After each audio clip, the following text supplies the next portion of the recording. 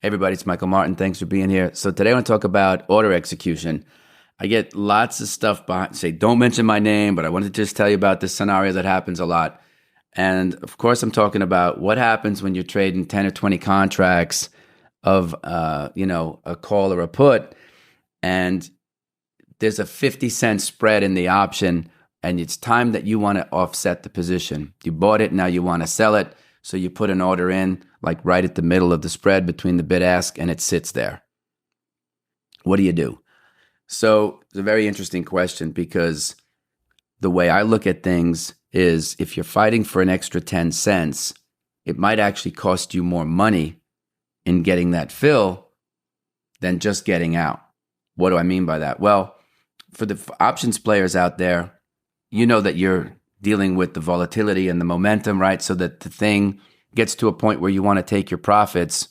You almost have to put yourself in the mindset that you're just going to get out at, say, the sell price and not even worry about trying to improve the price, because when the momentum stalls and the security starts to go the other way, meaning the underlying, market makers aren't stupid. They're going to sit there and they're going to make you pay. And it's not necessarily intentional. I don't think they're being mean. They just know the market. And if you got yourself in a spot like that where it's time to move inventory, I would say just get out. Because if you're trying to fight for 10 cents, you might see a 30, 40, 50 cent move in the option price just because the momentum stalled in the underlying, right? So it's a little bit of a trickier thing that options traders have to deal with differently than, say, stock or commodity futures traders who are looking directionally and kind of can get out super cleanly. The spreads are very, very tight there's bid-ask spreads, of course. But with options, it's a little trickier. It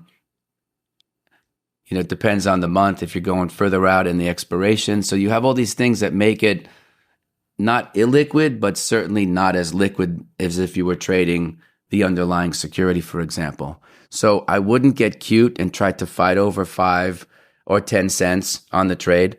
And if you do the math and you think about it, like say you have a put one put or a call, and you're fighting for 10 cents, like when you think about that, when you multiply it out, it's not a lot of money. So you kind of have to think that with options, especially, there's going to be a different level of slippage or skid, so to speak, in around how you're not able to improve your price. Now, maybe, you have really good sense of timing and you can do that for sure. But just remember that there'll be a time if you act too late, it's difficult to maybe split the bid ask from the market maker's perspective. So I would definitely look at that if that's an issue for you, and be prepared to sell a little bit more sooner than later.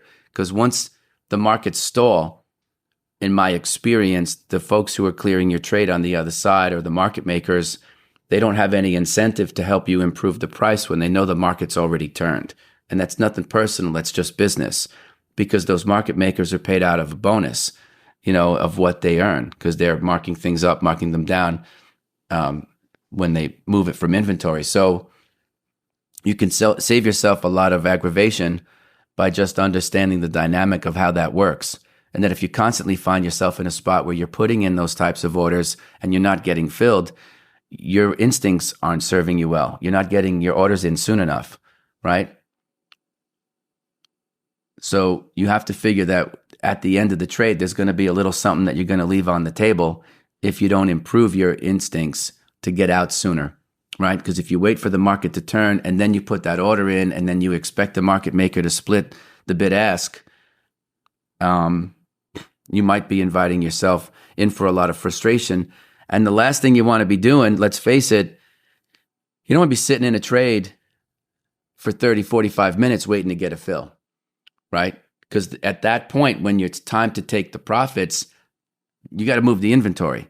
So for me, if I had that much money, in gains, and I had carrying 10 or 20 contracts, I'd probably scale out of 10, at the market for sure, and see what's happening with the rest. And then if I can improve my price or what have you. But, you only make your money when you actually lock in the sale. So I wouldn't get cute with that, because, depending on what type of price movement you're looking in the underlying, you're put in a position where you might have to act a little sooner than you might want to.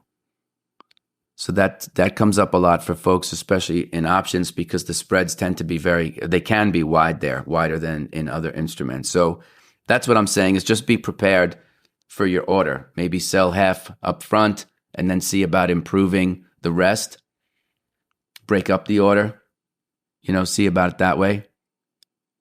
And just don't start to freak out if you can't get that fill, because your timing might be off. And you might have to anticipate a better sense of when it's time to leave or move that inventory for you to lock in your profits.